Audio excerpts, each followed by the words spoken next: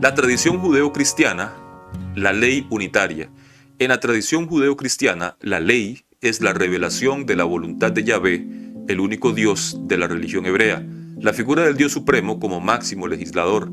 En el pueblo hebreo no hay dicotomía en el orden jurídico, leyes dictadas por Dios y por el género humano. Se trata de normas directas destinadas a regular en sus detalles más generales y también más particularizados la vida del pueblo elegido. Es la ley única que cubre todos los detalles de la vida. La idea del pacto. En Jeremías 31, del 33 al 34, Reina Valera 1960, se indica: pero este es el pacto que haré con la casa de Israel después de aquellos días, dice Jehová. Daré mi ley en su mente y la escribiré en su corazón, y yo seré a ellos por Dios y ellos me serán por pueblo. Y no enseñará más ninguno a su prójimo ni ninguno a su hermano diciendo: conoce a Jehová, porque todos me conocerán, desde el más pequeño de ellos hasta el más grande, dice Jehová, porque perdonaré la maldad de ellos y no me acordaré más de su pecado. La ley suprema no es conocida por los seres humanos mediante la razón, sino que está impresa en el corazón de todos ellos.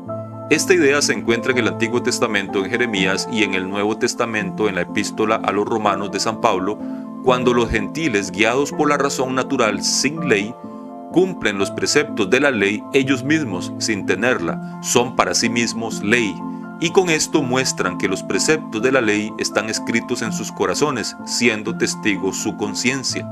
Este último texto servirá de base a los autores cristianos para encontrar la compatibilidad entre la concepción greco-romana del derecho natural y la doctrina de Cristo.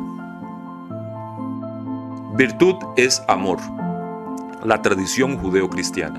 La diferencia fundamental entre la concepción greco-romana y la hebrea está en la diferente base que cada una de ellas da a la ética. Virtud es saber para los greco-romanos. En cambio, en la tradición judeocristiana, virtud es amor. Ello está claro en los mandamientos dados por Dios a Moisés, Éxodo 26, en el Levítico 19:18, pero sobre todo en la doctrina de Jesús. Amarás al Señor tu Dios con todo tu corazón, con toda tu alma, con toda tu mente y con todas tus fuerzas. Amarás a tu prójimo como a ti mismo. Mayor que estos no hay mandamiento alguno. San Marcos 20, del 30 al 31. De ahí en adelante, la ética y las disciplinas en ellas fundadas, como la filosofía del derecho, vayan luego a moverse entre los dos planos, de la razón y el sentimiento, del logos y del amor. Iusnaturalismo cristiano. Sus autores: San Agustín, Santo Tomás de Aquino, Francisco Suárez. San Agustín, el más distinguido del periodo patrístico, los grandes padres de la Iglesia, quien efectúa una síntesis del pensamiento cristiano de la primera época y realiza un primer planteamiento independiente de los problemas del derecho natural. Santo Tomás de Aquino, el filósofo de mayor relieve de toda la Edad Media, que da una estructuración definitiva a la escuela cristiana. El concepto de justicia consiste en el bien común. Francisco Suárez, jesuita español que en su obra Tratado de las Leyes y Dios Legislador efectúa un esfuerzo más completo, extenso y acabado sobre la teoría del derecho natural dentro de los límites de la escolástica aquiniana. Las doctrinas principales del iusnaturalismo cristiano. Los pensadores de la escuela cristiana no reconocían únicamente dos formas de derecho, sino que afirman la existencia de cuatro ordenamientos, a saber, la ley eterna, la razón misma, la ley natural, la ley positiva o humana. La ley eterna, que representa la regulación dada por Dios al universo. La razón misma, creador de todas las cosas, que fija la estructura de todos los seres y las cosas. La ley natural, que es la parte de la ley eterna que va dirigida en forma especial al ser humano, susceptible de ser conocida por la razón y que se encuentra fundada en el fin y naturaleza moral del género humano. La ley positiva o humana, que es la emanada explícita y auténticamente de una autoridad con fuerza para obligar. Para el pensamiento cristiano, la ley positiva tiene el deber de conformarse con la ley natural.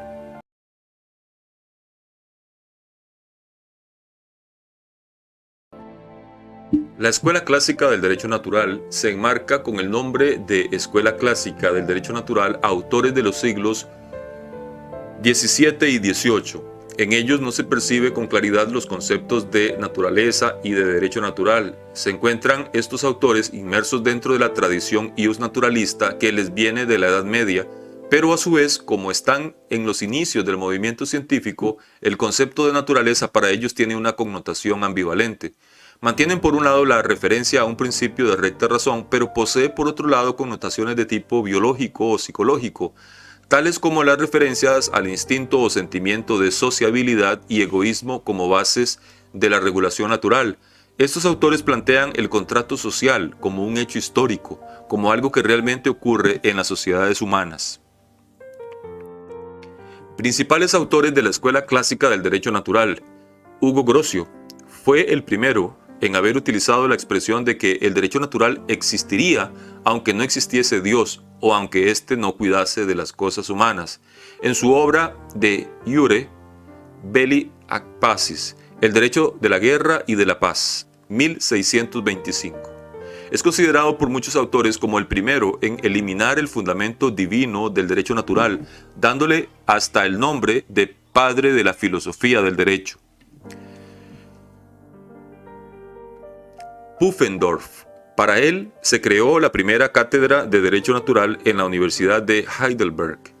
Pufendorf viene a considerar al derecho natural como una mera recopilación de normas o razonamientos que sirvan para lograr una coexistencia lo más tranquila posible en este mundo y por tanto sin tener en cuenta la salvación del alma en el otro mundo o cuestiones por el estilo. Thomas Hobbes. El derecho es una expresión del poder. Para Hobbes, el hombre no es sociable, sino más bien de una naturaleza egoísta, dedicado a la búsqueda del bien propio e insensible a las necesidades de los otros. En consecuencia, el estado de naturaleza es de guerra total, llegándose al pacto social como única forma de obtener una ordenación pacífica de la vida humana. Locke. John Locke expresa en forma clara y precisa el pensamiento democrático. Para Locke, el hombre es social por naturaleza y, en consecuencia, hay en ese instinto social fundamento para un estado de naturaleza pacífico, del cual se pasa como resultado de esa naturaleza social al contrato en forma necesaria. Rousseau. Juan Jacobo Rousseau tiene una visión singular del contrato social. Rousseau habla del contrato no como un hecho histórico, pues señala que bien pudo no haberse presentado jamás, sino como una expresión lógica de la formación del Estado para poder ver este como una expresión de la voluntad general y fundamentar así una teoría democrática de gobierno.